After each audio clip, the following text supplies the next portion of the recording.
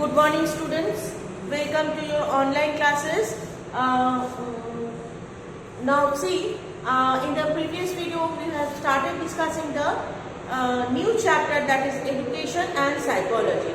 In the previous day we have discussed that what is psychology. We already know what is education and what is psychology. That we have understood that it is a science of behavior, and we can say it as a behaviorism, where the psychology is showing or expression of the individual's behavior. Now today we are going to discuss the relation between education and psychology. Now before starting or before going to the details, I must say a very common thing which you should understand after studying first part of the video, seeing the video, that psychology is it is about the learner, isn't it? Or about the person who is associated with learning. So we cannot separate the learner and the learning and with his or her psychology. So it is undoubtedly, we can say that educational psychology is closely linked, and education and psychology, these two, wherever whatever process is going on about the education or learning, we cannot separate the psychology of the learner. Now as I have told you earlier that you are going to get everything in the PDF, but still it is in the book as well. You will get, if you go through the book, page 161 to 163, you will get all these points. So the first one is subject matter. Now as we know that what are the four factors of education? One is the student, teacher, curriculum and school building. Now here, as in nowadays, the child has got the most importance in the entire system of education. The child is the main subject, and again if we consider about the psychology, the second topic, psychology is also mainly emphasizing on the learner psychology, not on the teacher psychology. When teacher is teaching, she or he is teaching according to his own thoughts and thinkings. But the entire system of education, it is discussing, it is centered around the child, and thus here in case of psychology also we are talking about the child psychology, or the child or the children or the student or the learner who is learning and what he is going to learn. So there is a high connection between the two topics, education and the psychology, regarding the subject matter. Means the subject matter means the study material, what is going to learn. In case of education, it is also dependent on the students what subject he is going to learn, and in case of psychology the same thing is happening. We are seeing that how and what type of education the learner can receive after discussing the psychological capacity of the learner. Second one is objective. Same way, if we discuss that what is the main objective of education nowadays, it is an all-round development of individual. Now if we consider the all-round development of an individual, then we have to understand the learner individually. For knowing the individual personally, if I need my personal details about the individual, then it is very important to read the topic psychology of the particular learner. So for all-round development, what is the main objective of education? It is the all-round development of individual. Now if the thing what I want to explain is, if I want to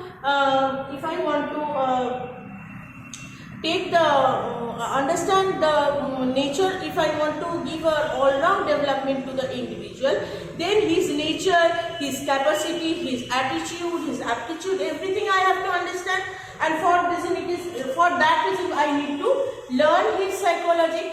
So here also, in case of fulfilling the objective, I need to know the learner psychology. So here also we are seeing that there is a close relation between what to be taught and what is the psychology of the individual. So here in this case, in this question, you have to keep it in mind that we have to write that where is the connection between the topic and the psychology. What is the connection of the subject matter with the person who will read and the person's mind? That you have to keep in mind always.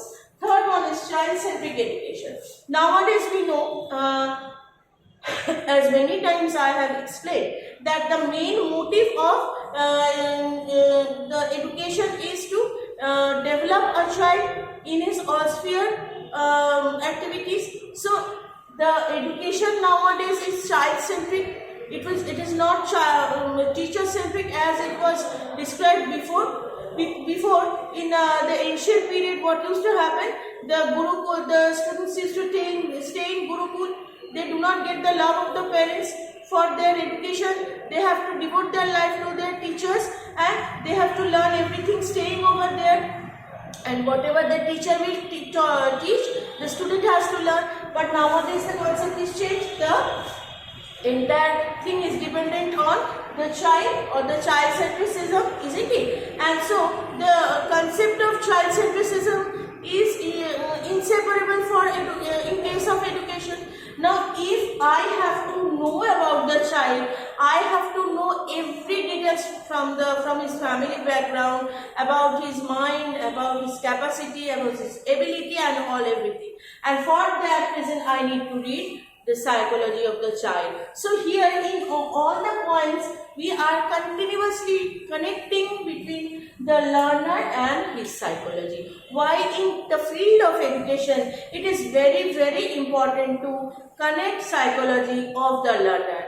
So when suppose I just a casual example I am giving, when you are talking to your friend, suppose, or you are talking to your mother, or you are talking to your grandparents, or you are talking to someone who is very recently you are being introduced, the way of saying will be changed, the way of talking will be changed, because why? The person whom you are talking is very important.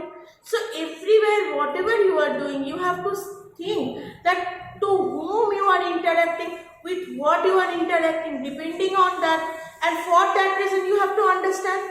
So in the psychology of the person whom you are talking, so in each and every phase, whatever activity we are doing, whatever work we are doing, we need to know the psychology of the individual. It is a science of behavior. So if you understand that what a person likes, what a person can do and what a person cannot do, what a person can learn and what he or she cannot, then the entire process will be very easy. So in each and every point, in the next more 2 points are there that we will discuss, and next day we will again discuss some more points which are in the book. So you can understand that in each and every phase we are trying to say that education, for a perfect education, for a perfect studying, you have to understand the psychology of the learner. Next is school building. See, school building or school is a very important factor of education, where you used to come every day. Nowadays the situation is different, it's okay, but in the previous time, in the last year also, we have met each other, we have done classes, regular activities we have to do, everything we have done. In case of school building, what happens? The school building is also processed, or it has been made for you so that you get enough air, you have some facilities in the school, you have some labs in the school, laboratories, you are having a blackboard, chalk, dust, scale, pencil, ruler, everything you have been provided in the school for a perfect school building. And how it is done? It is also done for you people, where you are there, your thinking, your thought, your liking. You have got a very small place of playing also at the tiffin time. So everything which is done, it is for you. So it is related with the education. If the classroom is very clumsy, it is very congested, it is not airy, what you will feel? You will feel like no interest in the studies, because unless and until you feel something fresh, you are not going to give your wholehearted devotion to the studies, isn't it? So the same thing is happening in case of psychology. See, here the psychology means easily understandable that when the school building is made, it is made before thinking means it is made due to the thinking of the students. So how they are thinking, what they are thinking, depending on that they are doing the work. Okay, so the school building is made for you, that over there also the psychology is being played. The last point are the teachers. Now the teachers, those who are teaching to the students, they are also thinking about the capacity of the learner, of the students. So here teacher is also playing a very important role to understand the psychology of the students. So that is also highly related.